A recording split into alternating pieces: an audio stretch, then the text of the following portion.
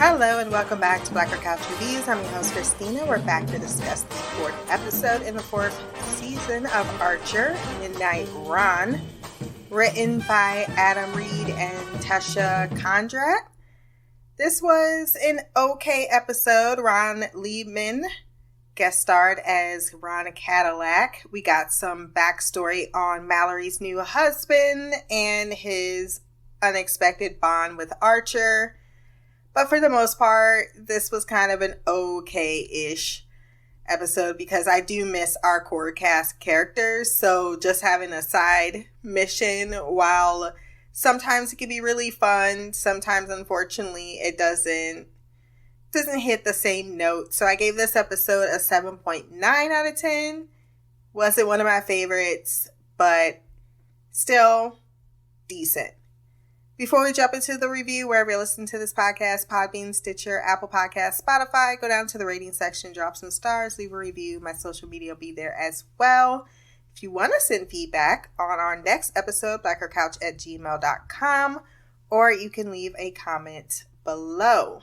For Malory, this episode is about the men in her life, her husband, Ron, and Archer, her son, who's always suckling at her teat. And they both are on the same phone call. Ron is off in Schenectady. I've never heard of this place. Handling business, even though he is constantly telling her how she needs to not allow her work to control her. But she's concerned about the fact that they have box seats at the Met tonight, and he promises he'll be there by 9, whereas Sterling is in Montreal, having been robbed by some whores with an uncurable strain of VD. She tells him to find his own way home after he gets himself a penicillin injection.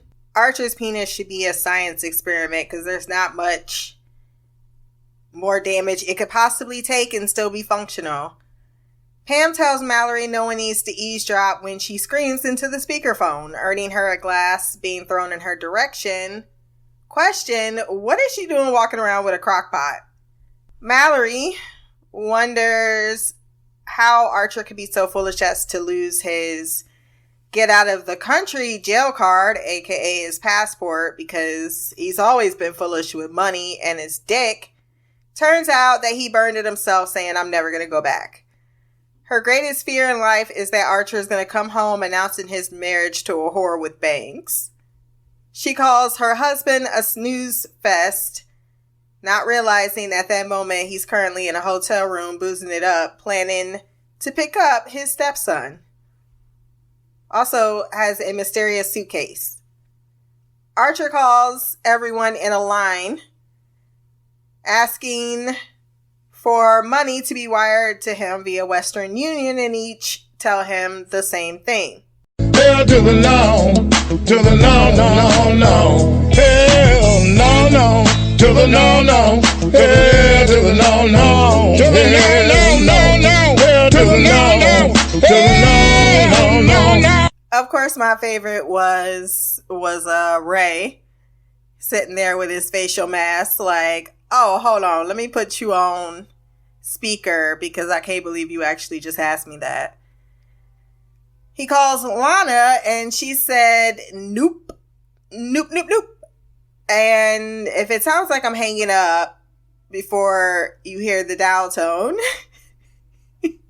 even Woodhouse declined to help him despite claiming that he's his slave.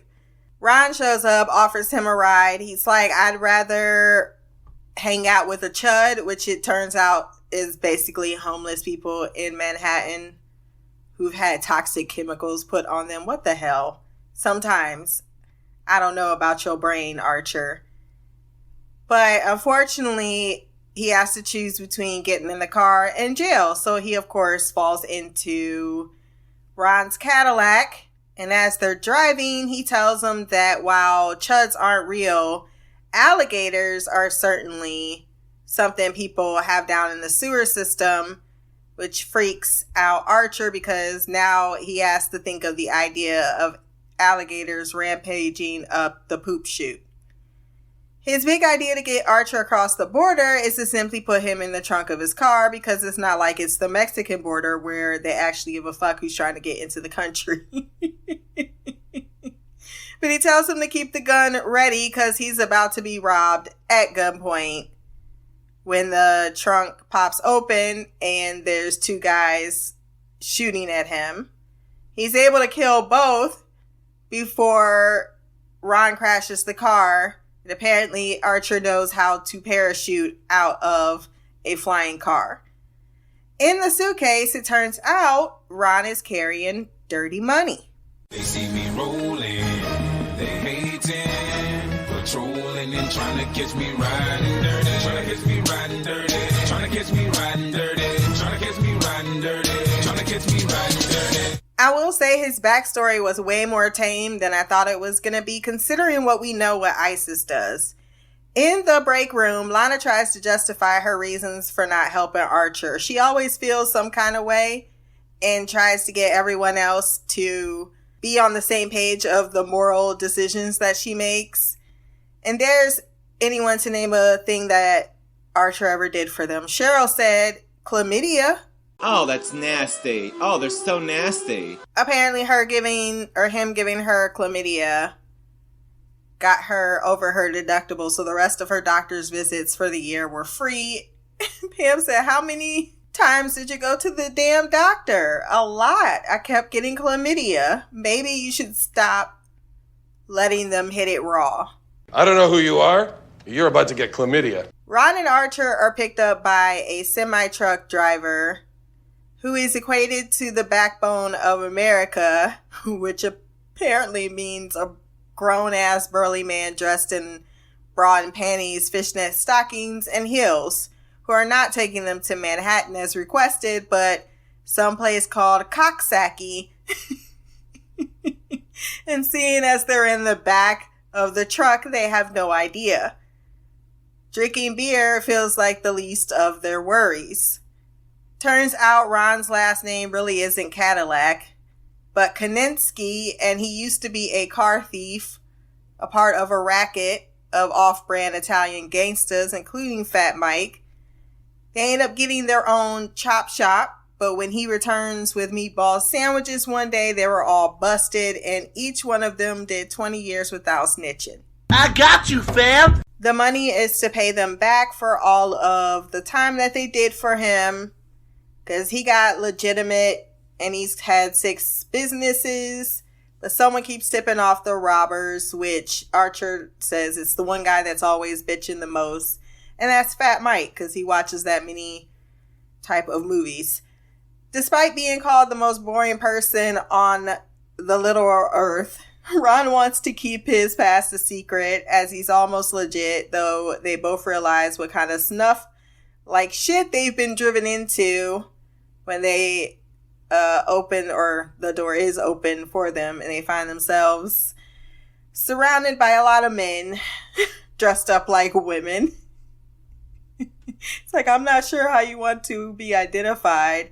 That one old man looked like he was stroke out before he even stroked it. Does anyone here have a gun? No? Just me?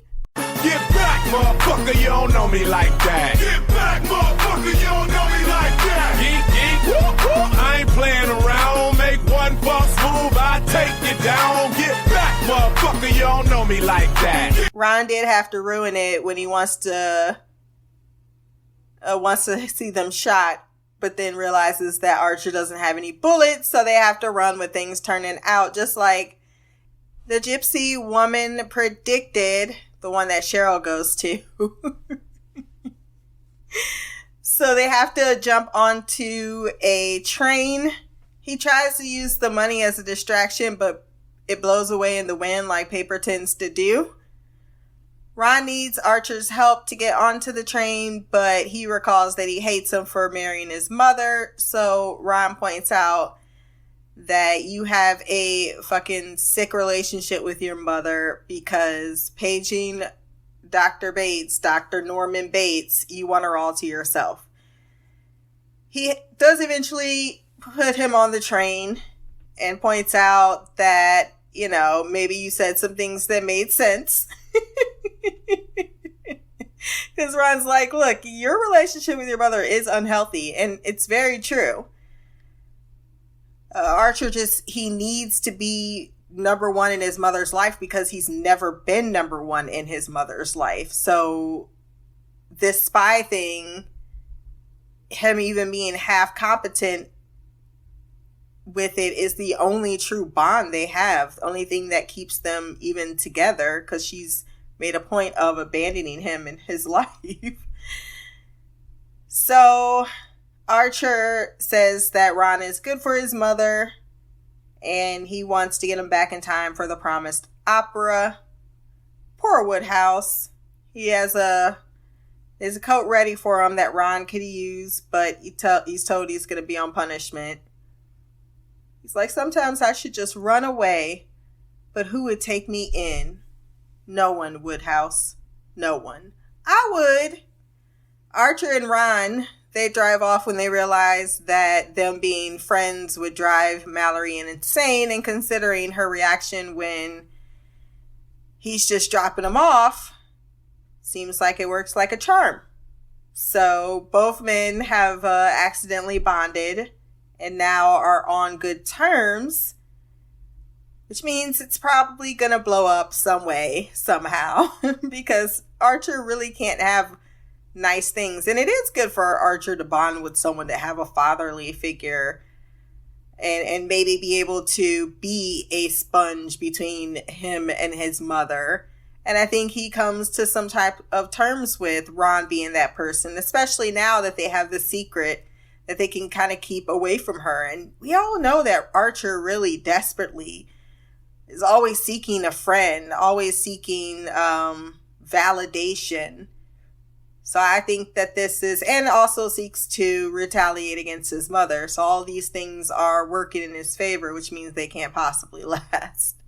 Because that's just how his life goes. Get out of here, you meanie! While not my favorite episode, there were a few good chuckles that I got. And I definitely think that the story was one to be explored. If you want to send feedback on the next episode, blackgirlcouch@gmail.com. You can leave a comment below. My social media will be there as well. Like, share, subscribe.